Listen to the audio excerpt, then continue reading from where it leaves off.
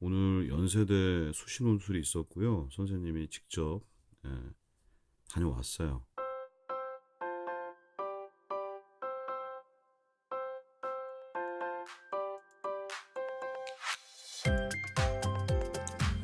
이 2번 문제 음, 수학적 개념을 물어봤고 확률에 대한 개념을 물어본 것 같아요.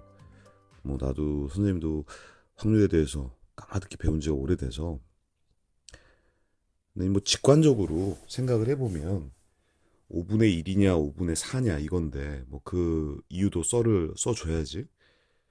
일단 김연세라는 인간이 친구를 구했고 0.2% 밖에 안 되는 A 집단에 속해 있다라는 게 제시되어 있었고 굉장히 사랑률이 희박한 거지.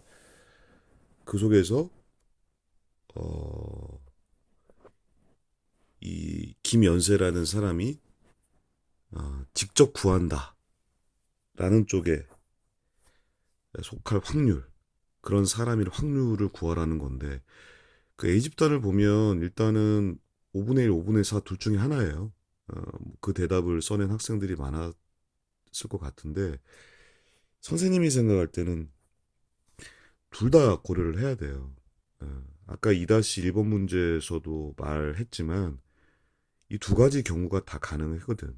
그러니까 원래 김연세라는 사람이 도덕적 신념이 굉장히 투철한 인간이었기 때문에 그 어떤 상황이든지 불구하고 그 합리성은 고려하지 않고 자신의 도덕적 신념을 행동으로 관철시키는 경우, 그 경우가 있겠고, 두 번째는 성향은 합리적인 성향이야.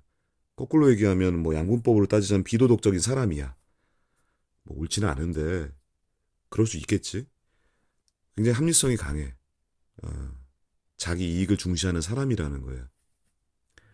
그런데 갑자기 느닷없이 도덕적인 행동을 하는 거지. 이타적인 행동. 즉 구한다는 것 직접. 그래서 이제 5분의 1과 5분의 4 이 두 가지 대입이 가능할 수 있다는 거예요.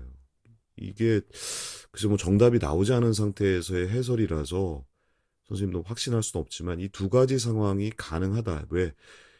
연세대 스타일 자체가 다변형 사고고 이 두 가지 상황에 대한 고려들을 염두에 두고 냈을 것 같다는 거죠. 음. 첫 번째는 그냥 쉽게 갈 수 있어요.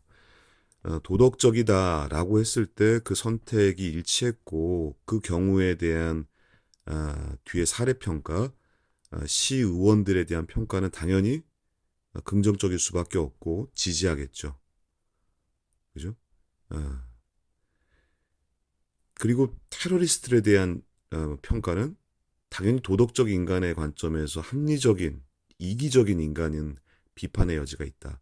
물론 그 테러리스트들 같은 경우에 어, 대의 명분이라든지 내지는 정치, 종교, 문화적 다양성들 그런 특정 문화권의 어떤 상태인지 제시되어 있지 않아서 그들의 행동 자체가 단순히 이기적이다라고만은 할 수 없지. 근데 제일 중요한 건 타인의 목숨을 뭐한다? 위협한다. 타인의 목숨까지도 해할 수 있다라는 점에서는 굉장히 비도덕적이다라는 점에서는 비판의 여지는 분명한 거거든, 사실은.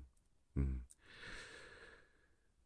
이게 이제 많이 썼던 얘기들이고, 두 번째 상황을 고려한다면 어떤 대답도 나올 수 있냐면, 원래 철수가 합리적인 인간이야. 그런데도 불구하고 도덕적인 행동을 했다. 왜? 친구이기 때문에.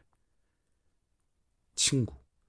완벽한 타자가 아니라 나와 많은 시간을 같이 보내고 정서적인 교류를 했고 그래서 친구의 고통이 나에게 감정으로 전달될 수 있는 그런 정도의 사이라고 한다면 그리고 그런 친구를 위해서 목숨까지도 버릴 수 있다라고 판단했다면 이건 굉장히 중요한 거거든. 자기보다 그 친구의 목숨을 살리는 게 더 컸기 때문에 이런 선택이었다라고 한다면 다른 평가가 나올 수 있다는 얘기죠. 어떤 평가가 나올 수 있냐? 시의회 의원들 같은 경우에는 어떤 선택을 했어? 자기 시민들을 살렸잖아요. 자기 목숨을 버리고. 그렇다면 철수의 입장에서는 일단은 무모한 행동이었다라고 비판할 수 있어요. 개연성이 있는 거야. 하지만 시민들도 결국에는 공동체 속에 속하는, 그리고 리더로서 자기가 지켜내야 될 사회적 의무가 있는 거거든. 그런 맥락에서 보면 철수가 했던 행동과 공통점을 발견할 수 있다는 거예요. 그러므로 최소 철수는 시의원들에서 비판의 여지는 있지만 시의원들의 행동이 궁극적으로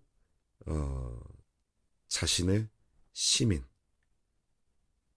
쉽게 말하면 가족 공동체의 확장된 모습으로서의 시민을 지키려 했다는 점에 대해서는 높이 평가할 것이다.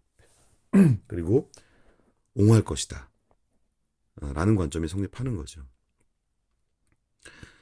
테러리스트의 관점에서도 이와 같이 바라보면 테러리스트가 합리적인 선택이었다. 그들의 이익을 위한 합리적인 선택이었다. 테러리스트는 그렇다라고 한다면 철수 입장은 옹호도 가능한 거예요. 그러나 여기서 끝나는 게 아니죠. 테러리스트건 시의회 의원이건 그리고 철수건 이 목숨을 전제로 하는 거거든요. 근데 차이점이 있어요. 시의회 의원들과 철수는 자신의 목숨을 담보로 해서 타인의 목숨을 구하려고 한 거고요. 맞죠? 테러리스트들 같은 경우에는 자신의 목숨을 담보로 해서 자신의 이익을 얻는 거예요. 뭐 그게 대의라고 합시다. 그런데 플러스 알파로 들어가는 게 타인의 희생까지도 들어가는 거죠. 이게 차이점이거든요. 목적의 차이가 난다 이거죠. 그러므로 테러리스트들의 합리성에 대해서 철수는 합리적 인간이기 때문에 자신의 이익을 위한다라는 부분에 대해서는 옹호의 여지는 있지만 궁극적으로 그 이익 자체가 타자가 아닌 타인의 목숨에 대한 희생을 전제로 하는 이익이라고 한다면 철수의 행동과는 극명한 대조를 이룬다는 겁니다. 그런 면에서는 철수는 비판의 여지가 있다. 이런 것도 밝혀줄 수 있어야 된다. 이게 선생님 생각이에요. 뭐 맞든 틀리든 선생님 썰이니까 논술 보신 분들은 끝까지 자신이 썼던 글들에 대한 후회 같은 거라든지 내지는 뭐 미련 같은 거 접어두고요. 묵묵하게 하루하루를 또 열심히 살아가면 됩니다.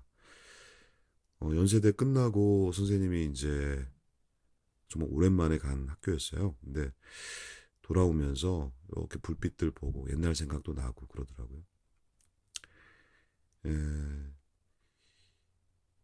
애들이 참 많구나. 참 고생 많았겠다. 이런 생각들이 들었습니다. 그리고 난 또 여기 왜 왔나. 국어와 논술을 가르치면서 현장에 대한 감각들 나름대로 잊어버리고 싶지 않아서 가서 직접 보고 이런 아이들의 고민들을 좀 현장에서 좀 경험해보고 이런 것도 중요하다고 생각을 해요. 그래서 지도 느껴봤는데 참 힘들겠구나라는 생각이 들더라고요. 어쨌든 끝까지 힘내서 좋은 결과 있길 바랄게요. 그리고 논술이 전부는 아니에요. 수능도 있고 여러 가지 전형이 있으니 끝까지 완주를 합시다. 우리에게 실패는 있어도 절망의 DNA는 없습니다. 네? 발돋움 삼아서 다시 한번 힘차게 기지개 켜는 그런 삶을 살도록 합시다. 이상 국어마초 김현이었습니다.